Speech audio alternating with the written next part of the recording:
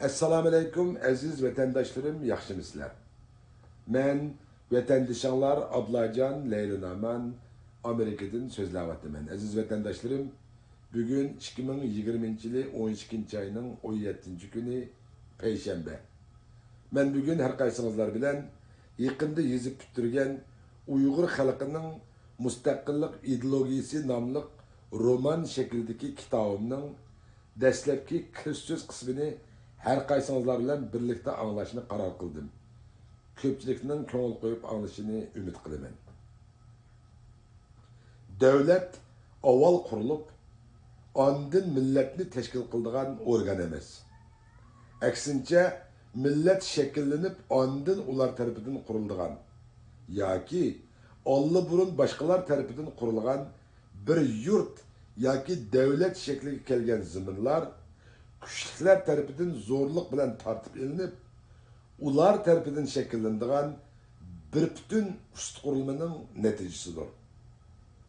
Şuna devletlerini kurup başkırıvatkan güçlük milletlerini devletçilik iktidarı güçlük, öz devletini qoğdaş iktidarı ega bo'lgan milletler ve tacavuzcu milletler deb iki türlü ayırıp qarsak to'g'ri bo'ladi. İnsanlar mundaq 3 xil sharoitni hazırlagan chig'idla ondan haqiqiy insonlarga xos yashash imkoniyatidan bahramand bo'la oladi. Birinchi, insanlar dunyoga yakka holda to'ralgani bilan hergizmu yegona hayotda yaşay olmaydi. Şuna ular avval ota-onasi urug' tuqqanlari, ondan yurt mahallasi, kichik bir qabila yoki cho'ng bir millatga tayinib yashaydi.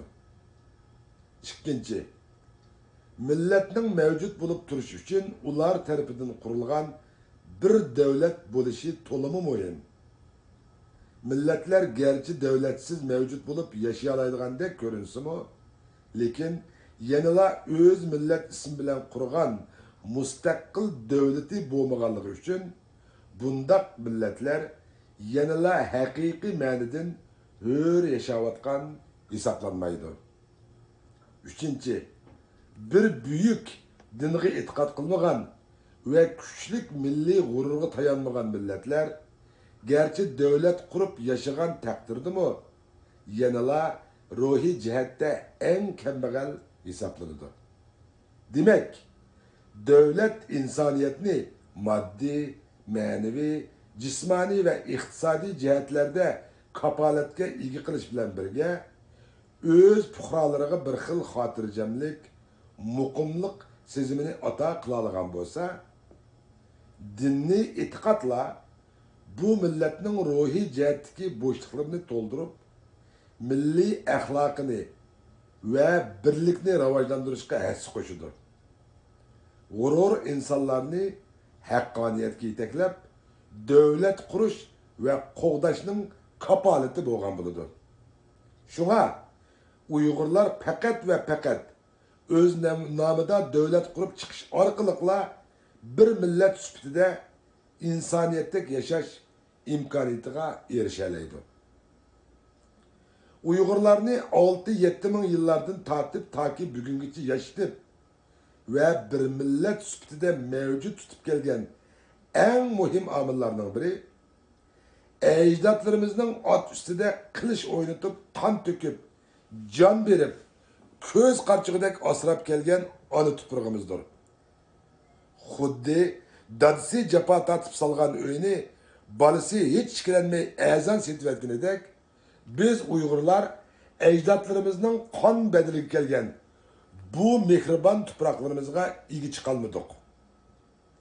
İlgi çıkalmadıkla emas, milli gururumuzun pesleşip ketkenligidin, ittipaksızlığımızdan, dil ve kalplerimizin bir bolmaslıgıdın, özara birbirimizni itiraf kılıştın mutlak başlatkanlığımız sebebidin bugünküdek kul ve biçar yaşaşka mecbur bulup kaldık.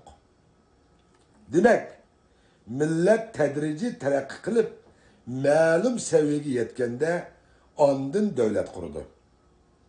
Bu noktadan karaganda devletni şekillendirdiğin en muhim amillarının biri terakki kılgan güçlük milletçilik, milli gurur ve milli birlikten ibaret bulup, milletler devlet kuruş arkalık öz milletini qoğdaş, terakki kıldırışını kapaletke iki kılalaydı.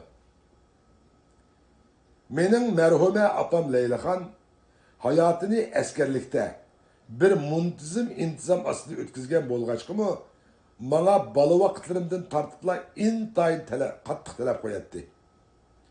Shunga apamning bu qattiq tarbiyasi ostida men 5 yosh vaqtimdan boshlabla oxiratdan kelganlar, Bo'tta ko'z, Mehmet Avoq, Mehrobdin Chayon deganga o'xshash betlari so'p-seriq bo'lib samandek sarg'ayib ketgan, Toshkentda bisilgan nihoyatimi kelangsiz ve yoğan kitaplarını ravan okuyalaydıgan boğan edim. Şuna kiçik vaktimden başlapla hayatımni yezikçilik, keyin qonun tadqiq qilish, mustamlika ostida ingravatgan, erkinlik, ozodlikqa tashna bo'layotgan millatimizning tarixini o'rganish ve tadqiq qilish. Millatimizning o'z mustaqilligini qayta asliga keltirish uchun qandaq bir real asosga tayinish kerakligi, insan psikolojisi ve yaşaş adetlerini təhlil qilish bilan o'tkazdim. Bo'libmi tug'ilgan yurtimning bir Uyg'ur davlati qurish, inqilob ve urushlar qatnashgan g'ozlarimiz to'plangan harbiy rayon bo'lishi mening bir kuchlik millatchi bo'lib yetilishimga mislsiz ta'sir ko'rsatgan edi. Bir Uyg'ur askari oilasi tug'ilgan Uyg'ur farzandi bo'lish sifatim bilan uzun yıllardan beri milletimiz ve halkımız için çokum kelgüsde ularga güçlük bir devlet şehri, halkımızı hakiki manidin dünyanın oldingi qatarda turduğan devletini esliga keltirip, ravajlandırıp, öz halkı ve dünya tinchligiga hassa qo'shalaydigan büyük Uyg'uriston devletini qaytadan barpo qilib ve onu to'g'ri boshqarish uchun bir mükemmel asasi qonun tuzib beraman degan umid bilan bütkül hayatımni degidek Uyg'ur milletining til adabiyoti ve xalqaro qonunlarini tahlil qilish bilan o'tkazgan edim. Afsus, bugungi kelganda bu arzularimni haqiqiy ma'nidan kapolatga yiqilish uchun oldi bilan xalqimizning inqilob ve kurash nishonini to'g'ri belgilab berishning naqadar muhimligini, bo'libmi milletimizni mangu bir millat sifatida ozod, hür ve müstakil yaşlanaydigan bir inqilab kurash ideologiyasini o'ttirib qo'yishning ne kadar muhim ekanligini to'lib yetdim. Uzun yil hech bo'shashmay ilib borgan vatan ichi ve sirtidagi kurash tajribalarimga ve his qilgan to'xtamay izlangan siyosiy ko'zqarashlarimga, bo'libmi Amerikaning yerlik qonuni ve xalqaro qonun kasbida o'qigan bilimlarimga asosan Uyg'urlarning mustaqillik ideologiyasi nomli bu kitobimni chet elda yaşagan 24 yillik hayotimda astoydil izlanib ve intayin diqqat ve inchiklik bilan kuzatib yezib chiqdim. Muhimi bu kitobimda o'ttirg'a qo'yilgan Uyg'urlarning mustaqillik ideologiyasi degan kitobimdan bir qism muhim, cho'qim xalqimiz o'z qo'lig'i bilan anglamasa bo'lmaydi degan qismlarini öz avazım bilen her qaysingizlarga anlatışını layık gördüm. Keng avam xalqni yezik arqılık uzunga so'zilgan necha ming betlik kitaplar arqılık uyg'otishdan ularga bevosita öz avazım bilen to'xtamay nutq so'zlash arqılık anlatışning ne kadar unumli ekanligini bilib tursammi, lekin kelgusi avlodlarimiz uchun bir material shaklda kitap bulup saqlanib qolishi ve bu arqılık milletimizni tashqi zo'ravon kuchlarning bundan keyin hargizmi meyli urush zo'ravonlik yoki tinish hiylagarlik sulhi saloli orqali mangu monopol qilolmasligi ve xalqimizning endi hargizmi boshqa zo'ravon kuch ve guruh sınıflarının, hakimiyetlerinin hükümranlığı ostida qolmasligi uchun ularning bundan keyingi kurash ve inqiloblarda özleriga bir qibla nomi sifatida foydalanishlari ve yüreklerinin çoğunqur qismiga singdirib olishlari uchun mezkur fikrlerimni bir kitap qilib yezib chiqish qaroriga asosan yezib chiqdim. Men bu kitobim orqali buyuk Uyg'ur millatining mangu mustaqil yashash g'oyasini qo'g'dab qilishdan maqsad qildim. Ishonmanki, millatimiz o'z davlatining mustaqilligini qo'lga keltirgandan keyin o'zlari qayta qurib chiqqan davlatni qandoq boshqarish va rivojlantirishni hammamizdan yaxshi biladi. Men bu kitobimda Uyg'ur xalqining g'oyasini emas, aksincha o'tmishdagi ochiq tajriba saboqlari, xatoliklari, mag'lubiyatlari hamda qo'lga keltirgan zo'r g'alabalari ustida astoydil to'xtalish orqali Uyg'ur xalqi uchun bir mangu o'lmas ideologiya turg'izishni maqsad qildim. Men bu kitobimda yana Uyg'ur xalqining uzun yillardan beri vatan ichi va sirtida elib berayotgan da'vo va kurashlarini, xalqaroliq vaziyatlarni eng oddiy til bilan tahlil qilib, keng avom xalqimiz to'liq tushunalgidek va o'zlariga to'liq singdiralgidek darajada tamomlashga tirishdim. Janobi Alloh bu kitobimning haqiqiy ma'nidan xalqimni mangu to'g'ri yo'lga boshlash uchun to'g'ri bir ideologiya yaratib berishimga yor va yordamchi bo'lishini tilayman. Dunyoda bir kuchlik ideologiyaga o'rtaq tayangan va o'z millatining o'rtaq ideologiyasini bir millat sifatida hamma o'rtaq kurash nishoni qilib belgilagan millatlarla mangu hur, ozod va mustaqil yashay oladi. Bir o'rtaq ideologiyasi bo'lmagan va shu mustaqillik, erkinlik, o'z-o'ziga xo'ja bo'lish iqtidorini yo'qotgan millatlarning bu yer shahardan iborat ziddiyatga to'lgan raqobatlik dunyoda hayot qilish haqqi ve hayat qilishdan mahrum qilishga yuzlangan vaqtlarda ah urib yig'lash ve Allah'ı zarlash huquqi bo'lmaydi. Öz millet kimligini saqlab qilish uchun ozg'ini shaxsiy manfaatlarini qurbon qilishdan, o'zlarining Alloh tarafidan taqdim qilingan ecdatları qon to'kib, jon berib barpo qilgan onu tuproq vatani uchun jang qilib, qon to'kishdan voz kechgan kishilardan to'plangan bundaq bir to'plamning o'zlarini millat deb atash huquqi bo'lmaydi. Allah bundaq millatlarning bir millat sifatida tamamen halak bo'lish girdoviga kelib qolganligini ko'rib tursa-mu, hech ko'rmasga silib, tamamen mag'lub bo'lib boshqalarga assimilyatsiya bo'lib singib ketishiga hech qarshilik ko'rsatmaydi.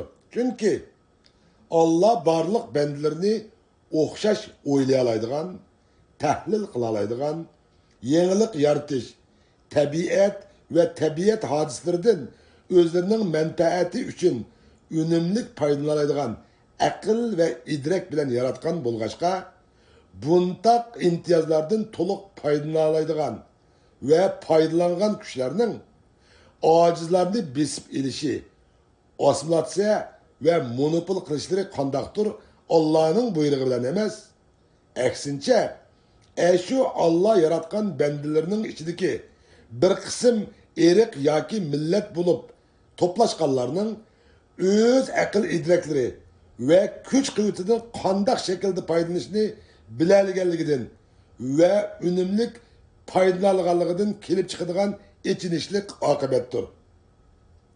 Yaratishni men yaratdim, yarilishing o'zingdan deganlik buning uchun deyilgan bo'lsa kerak. Biz Uyg'urlardagi eng asosli muhim nuqsonlarning biri bir kuchlik ideologiyaga tayanmagan millat bo'lganligimizda desak xatolashmagan bo'lamiz. Biz oldi bilan haqiqiy dushmanimizning kim ekanligini, dushmanimizni to'liq tanig'imizdan keyin onunla nima uchun qandoq qarshi turishning yo'lini tanimag'imiz, qarshi turish yo'lini tanig'imizdan keyin ondan onunla unumli qarshi turib g'alaba qilishning tayyorlik orqasab xizmatlarini hozirlamag'imiz shart. Xalqaro qonunlardami bizga o'xshash yolg'on avtonomiyalarga oldinib, mustamlika ostida yashayotgan millatlarning tajovuzchi hukmron sinf tarafidan yo'qotilish xavfiga yo'liqqanda darhol harakatga kelib va uyg'unib, uyushib, Şu tecavüzçi mevcut hakimiyetke karşı isyan götürüş, hatta korallık küreş kılış arkalık bölünüp çıkış, hukuklarının barlığını alaydı tılgagan. Biz bu halkaralık kanunlarını mı demeyli? Aslında biz Uygur milleti özümüz çeksiz itikat kılıvatkan ve özümüz iman etkan mukaddes kitabımız Kur'an-ı Kerim'e müracaat kılışını bilmey, xuddi bir mizansız bir millette hareket kılıvatımız. Şuna biz xuddi sırttan qarsa sapmısak bir normal adamga o'xshagandek qilsak mı? Lekin xuddi mingisidan ayrılgan veya ki xotirasini yo'qotgan bir demensiya odamdek nima qilishni ve nima qilayotganligimizni bilmay tamtirab yurmoqdamiz. Allah'ın tushirgan muqaddas Kur'an-ı Kerim kitabının Medine'de nasıl bo'lgan El Mumtehinati yani El İmtihan suresinin 7, 8, 9. ayetlerinde cihat alayida tilga ilingan bulup zulümga uçuruvchilarning zulümga karşı kurash qilish alayida belgilangan. Cihat bir xil zulümga, zo'rliqqa, haqsizlikqa, tajovuzchilikqa qarata ilib beriladigan sharoitning taqozosi tarafidan belgilanadigan ibodat bo'lib, Allah bu ibadetni belgilik prinsipga bağlagan. Her qandaq bir kavim düşman tarafidan diniy e'tiqodlardan voz kechishga zo'rlangan. Öz tuproqlarda hür yashash huquqlaridan mahrum qilinishga duchor bo'lgan vaqtlarida düşmanga qarshi urush qilishni buyurgan. O'xshash vaqtda yana sen bilan do'stona o'tgan her qandaq biri bilan hatta u kafir bo'lsa-mu chiroqchi o't deb buyurgan. Lekin Allah xalagan joyga berib, xalagancha o'zingning bilginicha jihad qil demagan. Demak, bizni dinimizdan voz kechishga qistavotgan, ona tuprog'imiz, vatanimizda yashash huquqlarimizni yo'q chiqarib, bizni bir millat sifatida tamamen qirib yo'qotish uchun ashaddiylarcha, yovuzlarcha qirg'inchilik elib berayotgan dushmanimizning kim ekanligi bizga xuddi o'z ismimizdek ayon. U bo'lsa-mu Xitoy hokimiyati. Undaq bo'lgan ekan, bu yovuz tajovuzchi dushmanimizga qarshi urush qilish bizning bosh tortib bo'lmaydigan insoniy, milliy va diniy burchimiz. Allah tarafidan to'g'ri ko'rilgan, insonlar tuzib chiqqan xalqaro qonunlarda ham ma'qullangan bir to'g'ri kurash inqilob yo'limizdir. Mustamlika ostida yashayotgan bir millatning siyosiy tarixida hech bo'lmaganda her 30 yılda bir qitim bo'lsa-mu siyoset tegishish, urush orqali yengish va yengilish natijasida hokimiyat almishishlar bo'lib turmasa mutlaq bo'lmaydi ekan. Agar undaq bo'lmay, bir mustabid tuzumning ostida uzun vaqt uning mustamlikasi bo'lib qolgan millatlarning xuddi biz Uyg'urlardek inqilob va kurash qahramonligi, jangovarligi ojizlab, bundaq millatlarning xoinlari ro'naq tepib, haqiqiy vatanparvar azmatları xorlanib qilishdi ekan. Baxtga qarshi biz Uyg'urlar yerim asrdan ko'p vaqt Xitoy hukmronligining boshqarishi ostida qoldik. Va boshqarish ostida qolganligimiz uchun xalqimizning o'z qahramonlarini oshkora mukofotlab, ularga medal taqash, shehidlarimizni tantana bilan dafn qilish, ular uchun qahramonlik qabristonliklarini barpo qilish ve ularının kahramanlık iş izleri tasvirlengen destanlarını yeziş ve ularının aile tabatlarına rahmet etiş, bayrak, gül təqdim qilish fırsatımızdan mahrum kaldık. Dünyada her kandak bir millet fakat gururu bilenla mengü yaşap duralaydı. Bir milletni hakiki manidin yaşadığın amillarının en mühimi şu milletinin gururudur. Gururdan ayrılgan bir millet resmi bir millet süptide teslimçilik, korkunçaklıkның ve yerginişlik peskeşlikның kurbanıga aylanıp, xuddi bugünkü biz Uygurlardek kul ve biçar yaşaşka mecbur buludu. Mustamlika ostida kalgan, milleti intayin iğir ırkı kırgınçılıkı duçar bulup, bir millet süptide dünya sahnesinden yokluk kitiş vehimiga yoluqvatkan vaqtida, bu milletning oğlanlığı tushadigan birden bir vazife, düşmaniga qarshi shiddatli urush e'lon qilish, qon to'kib jon berishdan hech voz kechmaslikdan iboratdir. Keng Uyg'ur millati, bu vatan mening vatanim. Mendan boshqa hech qanday bir kuch, hech qanday bir sinf, hech qanday bir guruh va hech qanday bir hokimiyatning tuproqlarimizga hukmronlik qilishiga mangu ruxsat yo'q degan ideologiyaga tayangan chig'idilar. Xuddi har bir Uyg'urning oilasida birdan atom bombasi bordek, ular mangu xotirjam, hur, ozod va mustaqil yashay oladi. Agar biz zulmga, tajovuzchilikqa jiddiy qarshilik ko'rsatishdan bosh tortib, qandaqdir jim turilish yo'lini tanlasak, u holda biz vaqtning o'tishi bilan hammamiz bu zulmning qurboniga aylanib qolamizda, bu vijdonsizligimiz, g'urursizligimiz, pastligimiz, qo'rqinchoqligimiz tufaylidan har ikki olamda gunohkor bo'lamiz. Chunki vatan faqat qon to'kadigan va qon to'kizadiganlarga mansubdir. Milletimizning tarixida qanchalagan davlat ve xonliqlarni qurgan cesur millet ekanligi hammamizga ayon. Bizning qayta inqilob ve kurash qilish, mustaqil Uyg'uriston davlatimizni asliga keltira oladiganligimizdan hech shubhamiz yo'q, ishonchimiz komil. Undaq desak, o'zlarini Uyg'urlarning ko'p o'qigan ziyolilar deb atagan bir qism ko'ni kitob dövrleri hech tatmay senlerge o'xshash jahil, plansız, radikal, İslamçı, eşeddi milletçi, bölgünçiler muşundaq qalaymaqan gaplarni qilib, xalqimizning ahvolini to'liq yomonlashtirib o'tishdan. Agar biz Xitoy hukumati bilan chiroyli shaklda hamkorlashib, o'zaro yo'l qo'yishib o'taligan bo'lsak, xalqimiz bugünkidek etinishli holga tushib qolmagan bo'ladi degandek hem uzun hem zerikishlik leksiyalarda so'zlab, erkeklarga hech xas bo'lmagan bir xil şekilde qaş kapaklarını süzüşüp olturup ketişidi. Ularning qarashicha ve bir ömür baş ko'tarmay egallagan bilimlarga asoslanganda ojizlarning kuchlarga qarshi kurashga atilishi xuddi tuxumni tashqi urganlik bilan o'xshash deb qaraladi. Millati mustamlika ostida yashayotgan, xo'rlanayotgan, ezilayotgan har qanday bir millatning ziyolileri da faqat har qaysi sohada egallagan her xil bilimlerle bulup, ularda vatanperverlik, milletçilik gururu bo'lmasa, u halda ular milletinin nazarida qimmatini yo'qotgan, milletga hech foydasi bo'lmagan, o'shnisiga bir dova ko'ni kitobni yutib olib, divanchilik qilayotgan jonbaqarlarga o'xshab qoladi. Men bu kitobim orqali oldi bilan xalqimni haqiqiy ma'noda bir o'rtaq ideologiyaga yetaklay olsam, o'zimni to'limi baxtli his qilgan ve bir Uyg'urning o'g'lani bo'lish sifati bilan az bo'lsa milletim uchun xizmat qila olgan bo'lardim. Ko'pchilikka rahmat.